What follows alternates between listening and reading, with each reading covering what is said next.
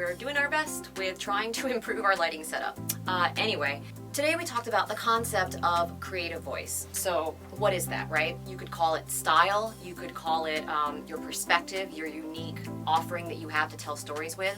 And we talked earlier in my TikTok today about the concept of needing to push things out and needing to create art, because you'll never find your creative voice if you don't do that. It's not about the art, it's about the making of the art that changes you. So even if all of your artworks, your masterpieces, your performances, that's why I love live theater, right? Because you only get to see that experience one time, which is very different than film and television. Not better or less than, it's just very different.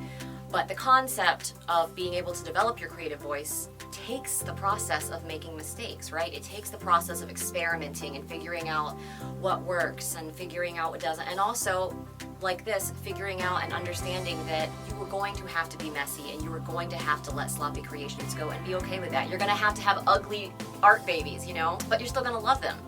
And at the end of the day, especially for me personally, when I look back at so many of the things and the situations that made me who I am as an artist today, it was the creating, it was the practice, it was the meditation, it's the flow of doing and finding freestyle, figuring out what type of videos I wanted to make or what type of stories I wanted to tell. You can't just wait until you know what your creative voice and your style and your niche and your brand is to start creating, because you figure that out through the act of trying to create it.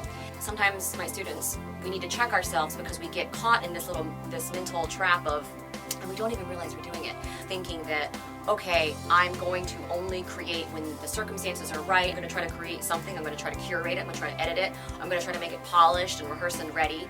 But there has to be room for experimentation, and there has to be room for creating for the sake of creating. And I always ask my students, I'm like, would you make art still if you knew that the pieces and the final creations of those hours and months, years, whatever of work, if they would only live whatever increment of time, you know, panics you enough, but would you still make art? And the answer has to be yeah. You know, if the answer is not yeah, then you're not doing it for the right reasons. You're doing it for outside validation, and that's how hours and hours of practice can all of a sudden seem like nothing. And that's the key, is that it does take hard work, but it takes joyful hard work. And when it's joyful hard work, it doesn't feel like hard work.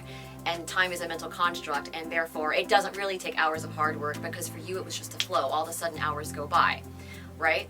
So you have to figure out how to find creative voice through the art of just experimenting with different art forms, experimenting with different things, because you'll never realize that you're good at certain things if you don't try certain things, you know? Like, I would have never known that I was kind of somewhat okay, good. See, look, I'm doing it to myself. I would have never realized that I was pretty good at being able to do some quick cut, you know, one-line comedic sketches. I'm not a funny person.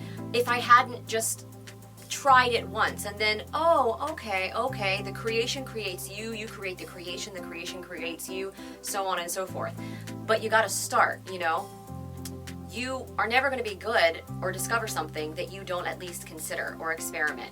And I think that I see my students and myself all the time get trapped constantly in this weird little game of like, okay, well, I know what I'm supposed to be working on, and I'll work on it, and then I'll try to churn out this project or churn out this audition. But to find style and to find creative voice and to find your unique perspective, like think about someone like when you think about a really distinct creative voice, it's not just like it could have been anyone that just made random art. Think of like Lin-Manuel Miranda, you know, think about other artists that they have a distinct time signature, a stamp on their art, you know. It doesn't mean all their art's the same, not at all, but it means that there's a style, there's a creative voice. Channel that enough to where they can be recognizable no matter what type of art they do. Someone like Jason Robert Brown, you know, things like that. But you're never going to find that style in yourself and that creative voice if you don't try, if you don't experiment, if you don't get out there and do things that make yourself uncomfortable, if you don't do things that you're going to fail at, because that is the journey of finding it. I think that's it for today. Okay, we're working on things. We're working on things. Okay.